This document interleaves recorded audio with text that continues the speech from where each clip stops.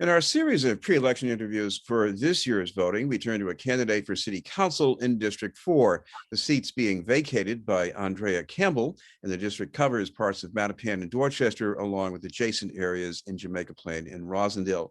Our guest is a Boston public school teacher and union organizer who has also been a chair of Fields Corner Main Street. We'd like to welcome Joel Richards.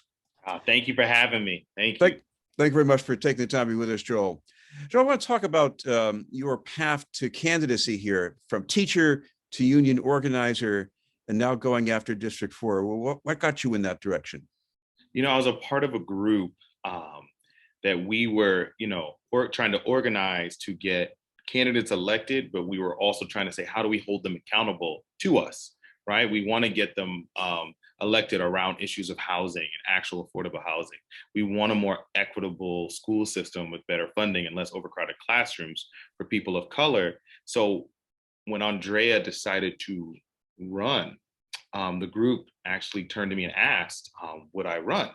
I did what every good Christian does. I asked my pastors, right? I asked my mentor and pastor. He said, yeah. I asked the other two pastors of the church. They said, definitely. And then I did what every smart man does. I asked my wife, the real boss, and she said, don't talk about it, just do it if you're going to do it. And so that is how the path has started. And it's been wonderful the whole time. God has been good, and it's been great meeting people and just getting a better lay of the land than I already had. I want to ask you about the perspective of a teacher, because the past year and a half has been tough on a lot of kids and in a lot of places too. But what have you seen as far as the systemic problems that have been really highlighted by the pandemic in the schools? I call it that schools for a long time have been used as a Band-Aid over the large wound of systemic racism in a lot of communities. And what COVID did was kind of remove that Band-Aid. And so a lot of the issues that have never been dealt with were on the forefront, from air quality in neighborhoods to access to, food and access to just jobs and rent and utility burden. A lot of things that schools usually deal with, society had to deal with for once. Most of our students get their 2 meals a day, and sometimes 3 from their schools. And when that was taken away, people didn't even know where to get food. So from a perspective, a lot of the hurt that people have felt, I have felt too. I've seen firsthand, and I've experienced it with my students, with the families that our schools serve. It's also, when you take away school, it's a safe place for a lot of kids, especially if you have a parent with addiction issues or mental issues. It's a place where kids can actually come and get away from that for a couple hours. And that was taken away. So the perspective I have on that is, I know how urgent the issues and the problems that some of our neediest families in the city are dealing with right now. From the outside and in the aggregate, what a lot of people see in the school system is growing workforce and shrinking enrollment. What are they missing? Housing. You're skipping over. We called them essential workers during the pandemic. But we have not made housing for essential workers. We have not made housing that is affordable for our essential workers, right? Where I want to focus on for rental, 40% AMI. We need to develop more land and property and rental property for 40% AMI. Explain that a little bit, because 40% is not the 100% of the whole metropolitan income, which is pretty high for a lot of us. But so 40% would be what, maybe? AMI stands for annual median income, set by the federal government, and we're talking about working class people making between $40,000 and $60,000 a year, and that's people that are working, like our restaurant workers, our supermarket workers, are the people that we see traveling to and from to work and keeping our city running every day. So these are the people that we need to create rentals for, right? We're seeing the declining of that is not because they're finding greener pastures, it's because Boston's becoming unaffordable to them. But these are people that have invested and really built our city, have really, they maintain it, and they should be able to stay here and live here. They should be reinvested back into also. You can use some public money or even foundation money to make that possible, but getting the developers to chip in as much as would be needed. What about that? So we can make tax incentives and provide funds to have developers develop housing for families, right? The city has the ability to do that.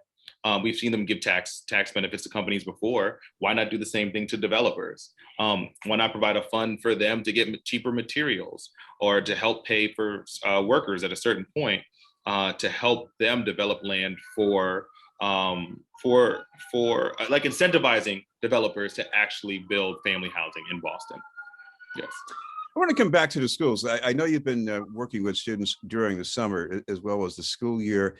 Yes. We're at this moment where people are supposed to be coming back and catching up.